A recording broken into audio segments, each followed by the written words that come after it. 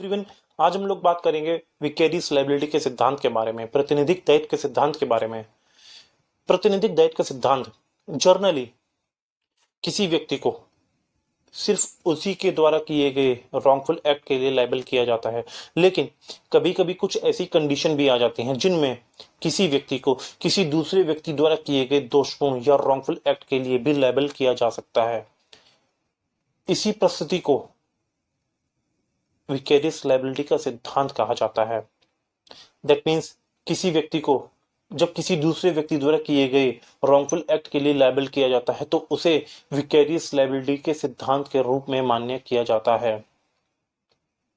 अब प्रश्न ये उठता है कि किसी व्यक्ति को विकेरियस लायबिलिटी के सिद्धांत के लिए लायबल करने के लिए क्या क्या आवश्यकताएं होती हैं या किन आधारों पर किया जा सकता है।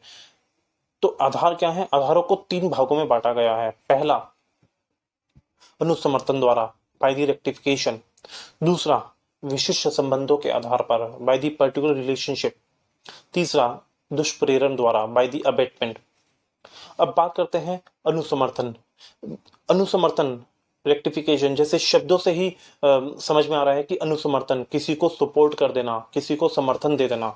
तो जब एक व्यक्ति किसी दूसरे व्यक्ति को किसी दूसरे व्यक्ति के कार्यों को अनुसमर्थन कर देता है, उसे सपोर्ट कर देता है, चाहे करने वाले को उन कार्यों को करने की कोई अथॉरिटी न हो, तो जिसने उसका अनुसमर्थन किया है उसे उसी प्रकार से लायबल किया जाएगा मानो उसने वह कार्य करने की अथॉरिटी पहले ही दे दी हो, उस कार्य करने से पहले ही दे दी हो।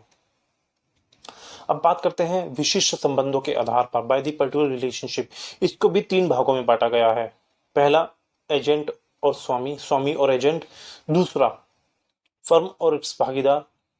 तीसरा, स्वामी और सेवक।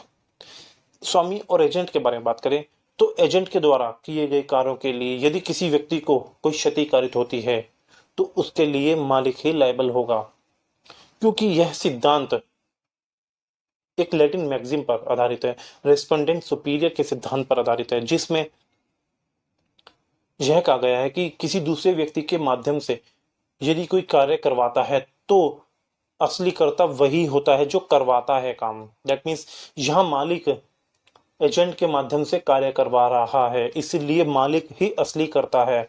और यदि एजेंट कार्य करते हुए किसी दूसरे व्यक्ति को क्षति कारित कर देता है तो उसके लिए मालिक ही लायबल किया जाएगा।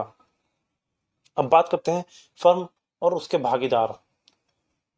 भागीदारों द्वारा यदि फर्म के कारोबार के सामान्य अनुक्रम में during the course of business में यदि कोई एक्ट किया जाता है और उस एक्ट से किसी थर्ड पर्सन को कोई हानि या क्षति कारित होती है तो उसके लिए फर्म ही लायबल होगी। और इसी बात को भारतीय भागीदारी अधिनियम इंडियन पार्टनरशिप एक्ट 1932 का सेक्शन 26 भी अलाउ करता है, जिसमें यह कहा गया है कि यदि भागीदारों द्वारा फर्म के एग्जिस्टेंस में और during the course of business में यदि कोई एक्ट किया गया है या कोई ओमिशन किया गया है जिससे किसी थर्ड पर्सन को कोई हानि या क्षति कारित होती है तो उसके लिए फर्म ही लायबल होगी।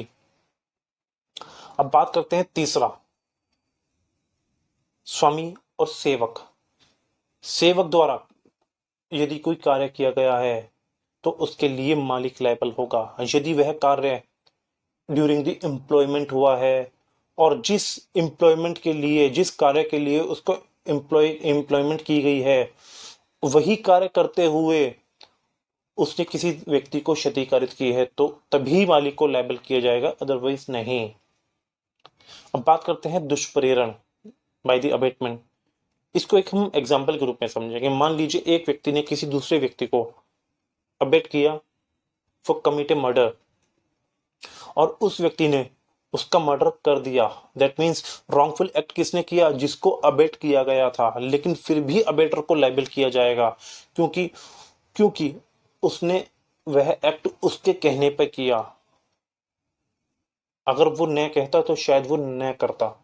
इसलिए जिसने मर्डर किया है रॉन्गफुल एक्ट उसका था और लायबल किसे किया गया? जिसने अबेटमेंट किया।